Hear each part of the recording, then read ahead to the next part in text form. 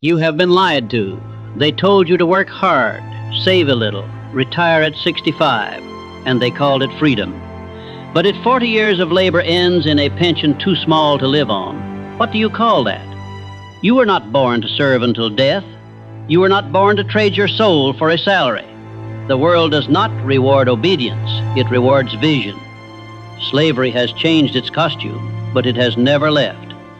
The chains are no longer iron. They are made of routine, debt, and fear. They are the quiet prisons of good enough. They are the invisible bars of one day. Each morning, billions walk willingly into their own cell. A job that does not fulfill them, a plan that does not free them, a life that does not belong to them. They smile politely while they waste their years and call it responsibility.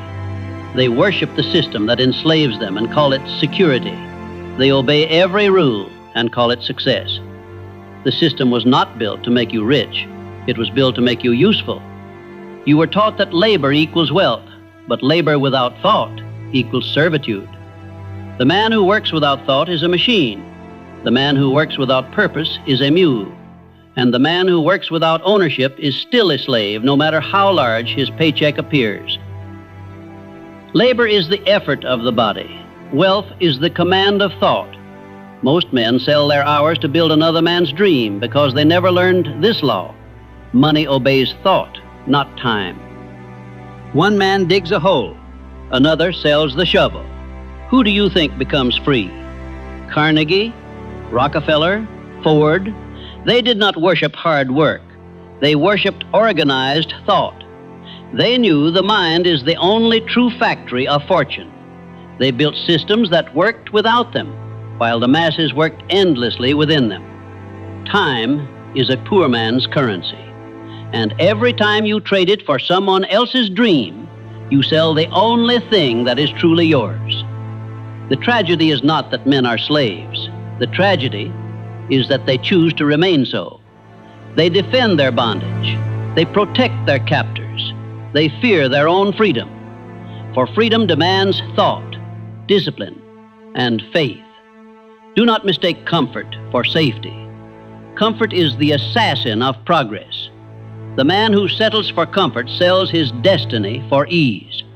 The man who fears uncertainty trades the keys to his kingdom for illusion. Every man who kneels before comfort dies long before his body does. The few who rise, they reject this.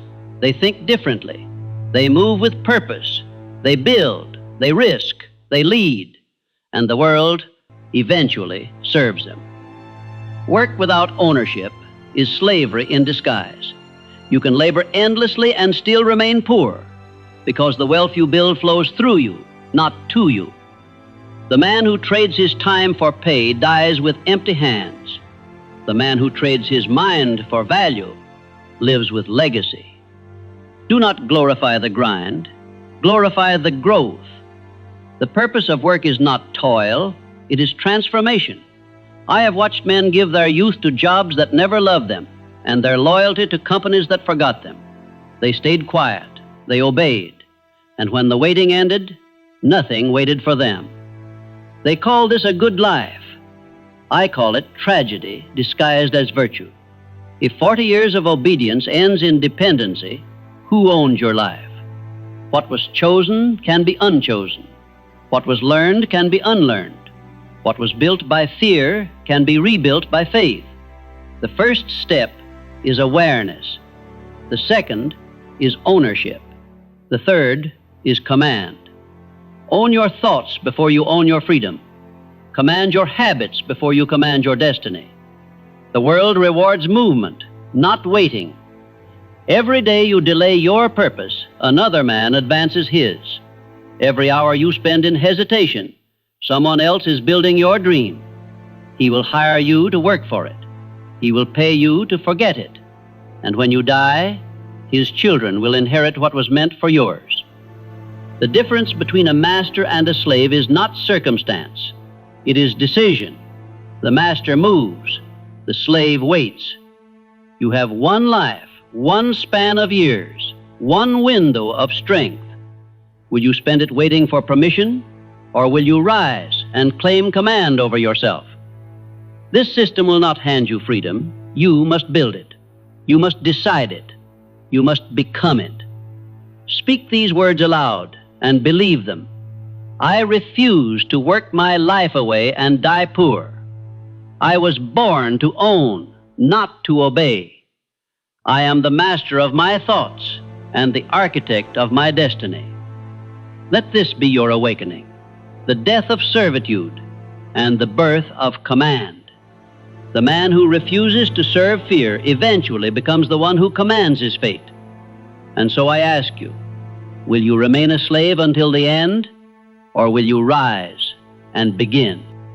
Those who rise soon learn that freedom itself has laws, laws that the rich and powerful have followed since the dawn of time.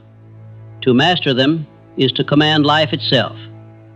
The laws of wealth and mind, your next step on the journey to self-command.